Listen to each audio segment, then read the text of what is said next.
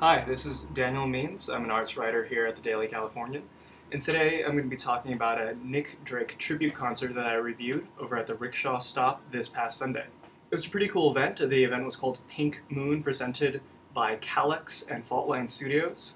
Essentially, it was a bunch of groups coming together, over 50 Bay Area musicians, to cover the album Pink Moon.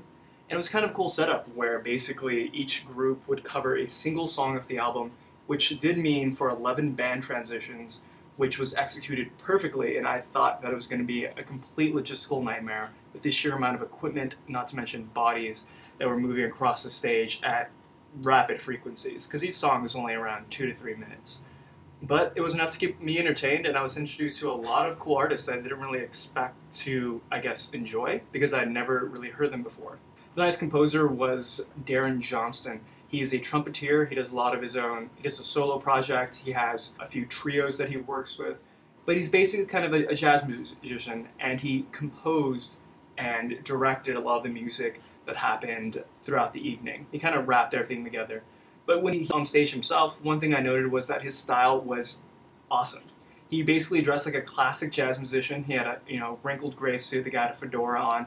And with the trumpet, he just looked like he was something straight out of a Beat Generation poetry club where people were like reading Kerouac and stuff. I thought it was really cool. And aside of that, there were a couple other artists that really stood out. One was the saxophonist David Boyce.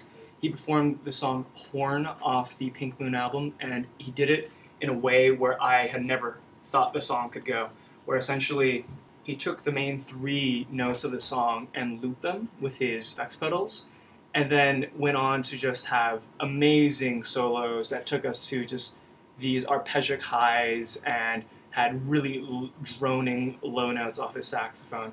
But what was really cool is when he started getting experimental and just started going really crazy with those effects pedals, and he kind of had this kind of 8-bit Game Boy nostalgia sound came out of the saxophone, which seemed really bizarre, but really interesting at the same time to me.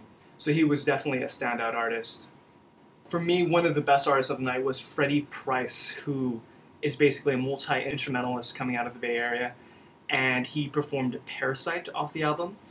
The guy was playing a church organ which replaced the originally finger-plucked notes of the song by Nick Drake. And it provided a sort of mystical quality to the song, but it was really his voice that took it away, because he was the only one that, could draw certain qualities that were reminiscent of Nick Drake, while at the same time adding a certain flavor, a certain texture upon it that Drake himself didn't have. The guy's voice was raspy. It had unique texture of age and experience. You can tell the guy really walked down the path not taken one too many times, but he's back to tell the story, and he did that night with the song Parasite, which was beautifully performed. And I think one thing that was really cool was the finale of the show. The last performing band was by Jazz Mafia, and they were like a trio of a guitarist, a bassist who would modulate every note that came out of his instrument, and a really spot-on drummer. But what was really cool was suddenly, when there was a short silence at the end of their performance, an entire just kind of full sound of brass came from behind us, and we looked back to see that an entire brass ensemble began zigzagging through the crowd. You were literally standing next to and dancing with the musicians that were coming through the crowd, who eventually went on stage and took turns taking solos. And for me, that was one of the most beautiful parts of the night, showing us that, a form of music, kind of like a brassy sound, was still alive and could bring back the old-time Nick Drake sound and transform it into something entirely new.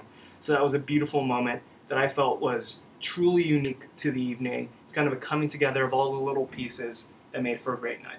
So I thought overall the event was a success, and I would check out a few of those artists: David Boyce, Darren Johnston, Freddie Price, Jazz Mafia, because they are some local acts that I can expect a lot from. So thank you. This has been Daniel Means, and I appreciate you for listening.